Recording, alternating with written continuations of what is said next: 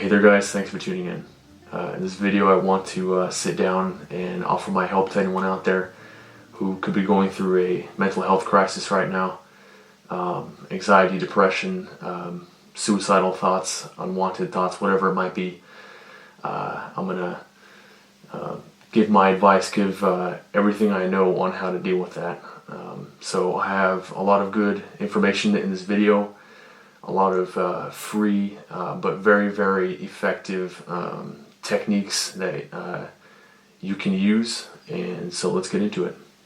So obviously with everything going on in the world right now with the virus, a lot of people out there all over the world are very lonely right now, very, very sad, very depressed, very hopeless, and for good reasons. And so my first tip for getting you out of a bad place that you might be in right now are pattern interrupts. A pattern interrupt, simply put, is taking something out of that daily pattern to start to deconstruct your negative, unproductive, or destructive mentality that you have right now, mindset.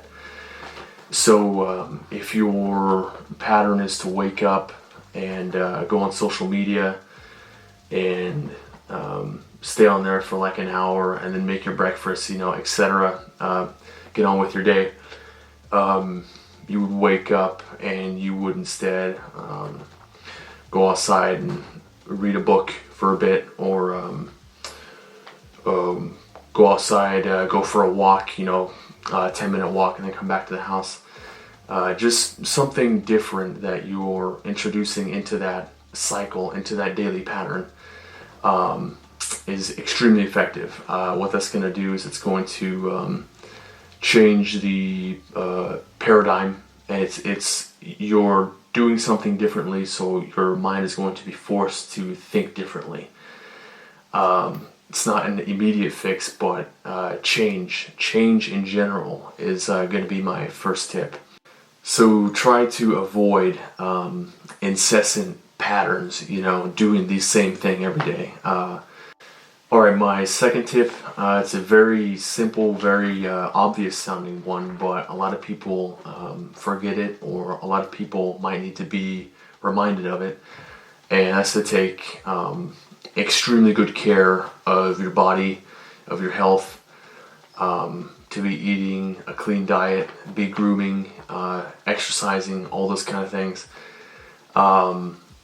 Taking care of yourself, eating healthy, self-care, all that kind of stuff is like the main pillar, that holds up your psychological state. So just take really, really good care of yourself. Even if you're stuck at home all day, you're unemployed because of the virus, you're in quarantine. Just really, really take good care of yourself.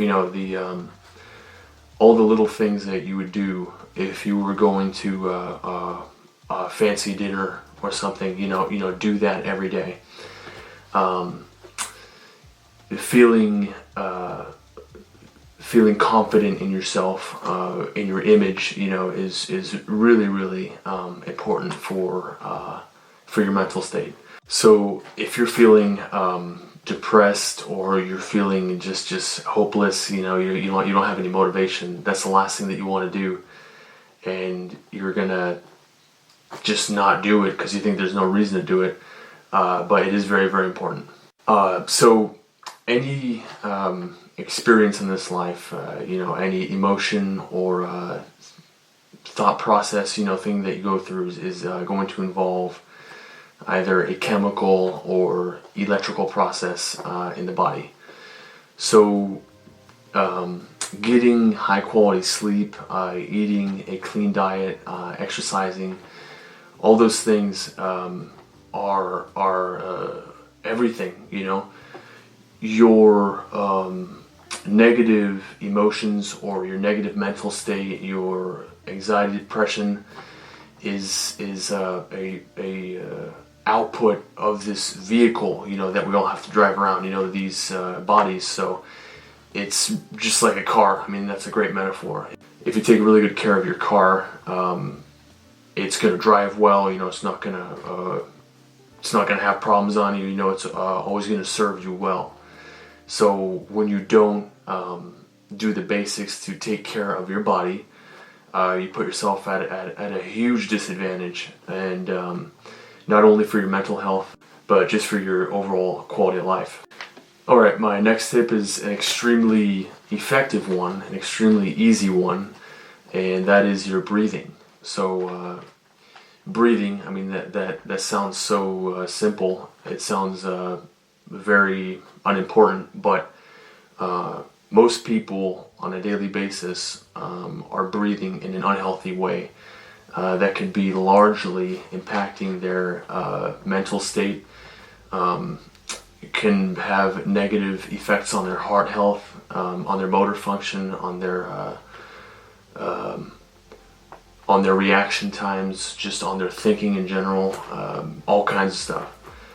So most people are taking short, shallow chest breaths all day long, and starving their brain and their body of oxygen because they're breathing incorrectly. So mainly for anxiety, if you're someone who goes through a lot of anxiety, your breathing is probably not where it should be. It's probably largely contributing to it, and it's largely hurting you.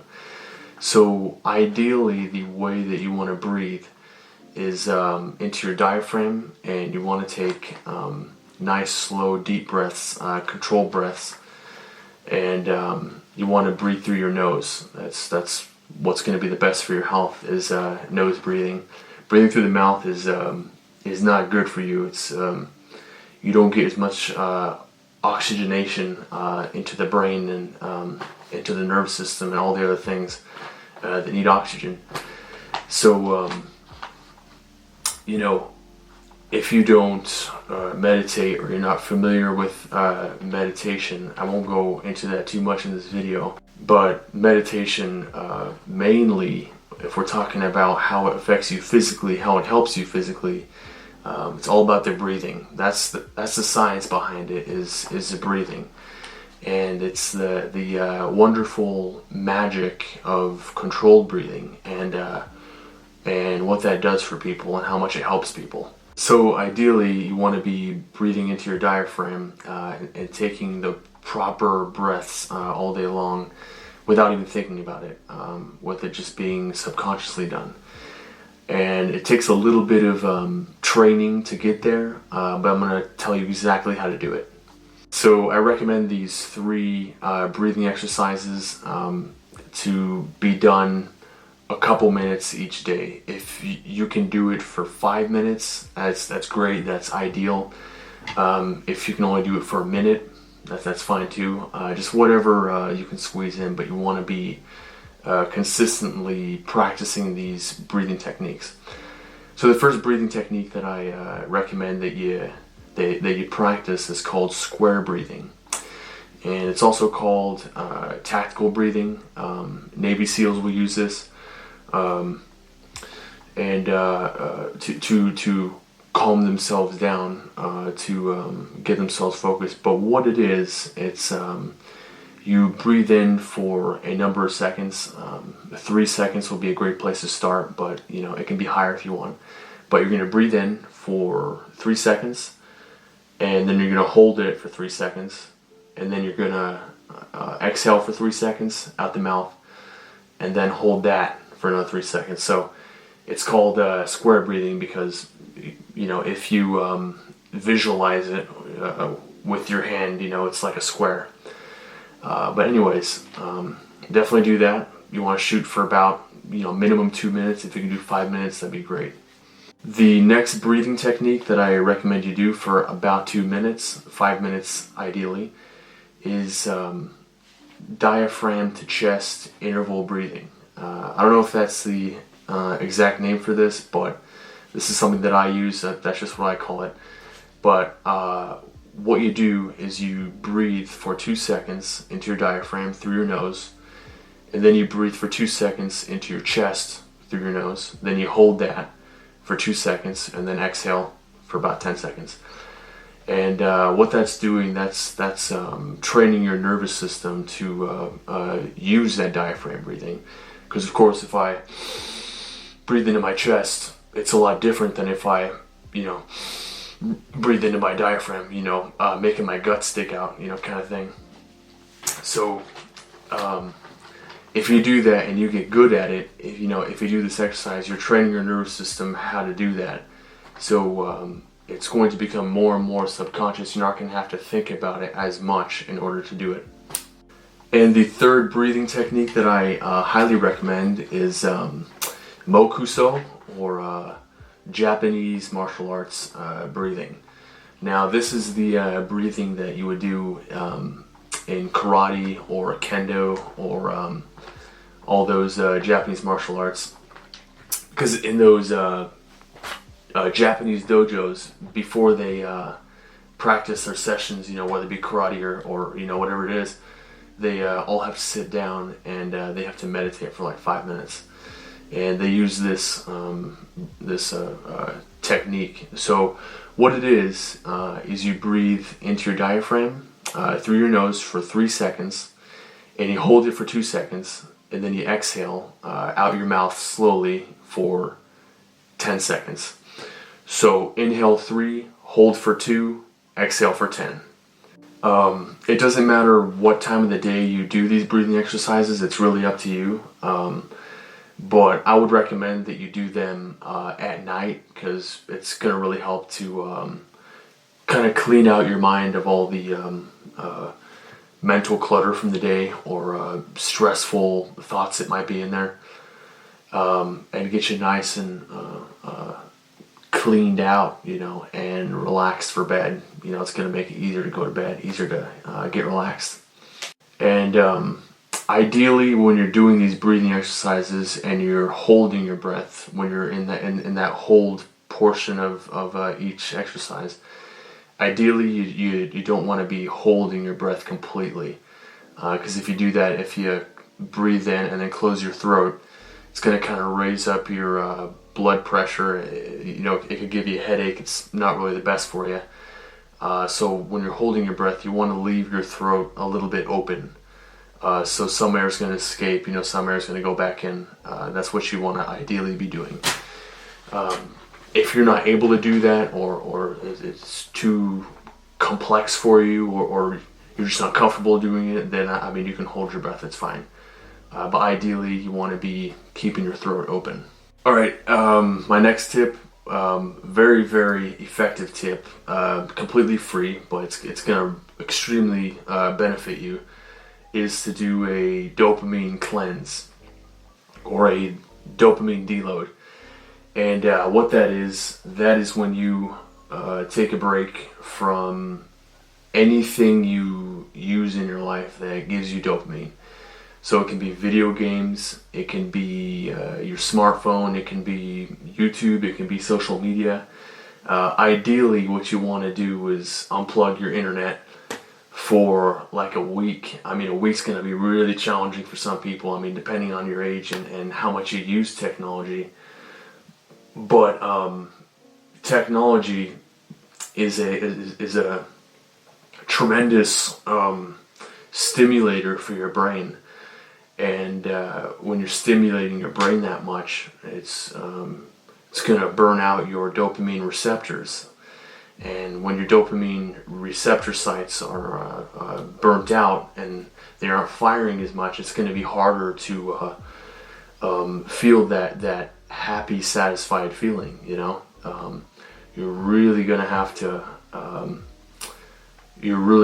to search harder for it. You're going to have to work harder for it, which isn't ideal. Because this is probably one of the biggest causes of depression if we're talking about young people. People my age and in their teens and 20s, because we are always just glued to our smartphones. Always looking at the things. So yeah, this is something really challenging. It's something that's going to be really hard for you if you've never done it before. But do give it a try. It will change your life. So unplug your internet, leave it unplugged for a week, and just do other things. Read a book, draw, go for a walk, lift weights, 10 times a day if you have to. I mean, it doesn't matter, but you're just not allowed to look at your smartphone, and you're not allowed to look at any screens. You can take this to a really extreme level and starve yourself of any dopamine sources. So, foods that taste good, things that smell good, things that feel good, starve your body of those things, okay? And it's going to have a tremendous impact on your mind. Smartphones and technology and all these dopamine sources are, of course, hardwired, very, very deep-rooted addictions for most people. So it's gonna really be hard. I mean, you're gonna have withdrawals. You're gonna have maybe trouble sleeping. You're gonna feel like you're going crazy sometimes. But this is something that's gonna really reboot your mind. It's gonna like reset your mind. So at the end of the day, there's a lot you can do for yourself without having to resort to medication to fix your mental state. So your mind is very capable. It's a very, very powerful force, and has the power to make you miserable and make you negative all the time, and make your reality a bad, unpleasant one. But it has just as much power and just as much capability to make it a pleasant one. So you really can't underestimate or take lightly the power that your mind has. Some of the more serious mental disorders out there, like schizophrenia, are a prime example of that. Some of these people see things, or they experience things, they hear things that to their perception is 100% real and is 100% there. One of my favorite examples is James Matthews. This guy was a serious schizophrenic, and he had paranoid delusions about machines that were controlling his mind, which is common with schizophrenic people. But this guy even made a model of it, or like he made a drawing of it, and he knew exactly what it looked like, and he saw this thing, and he believed that it was controlling his mind. And so look at what your mind is capable of doing. I mean, if it can do that, if it has the power and the capability to do that, then it certainly has the power and the capability to make you feel good, make you feel happy, keep you motivated, keep you working hard, and get you what you want out of life. Anyways, that's all for this video. I hope it helps someone out there. I know a lot of people are going through hard times right now, and I want to put my dent in that to offer some help. So anyways, if you watch this video till the end, thank you so much. I do want to make more videos, but my time is limited with work and everything else I have going on, but I will try to upload more.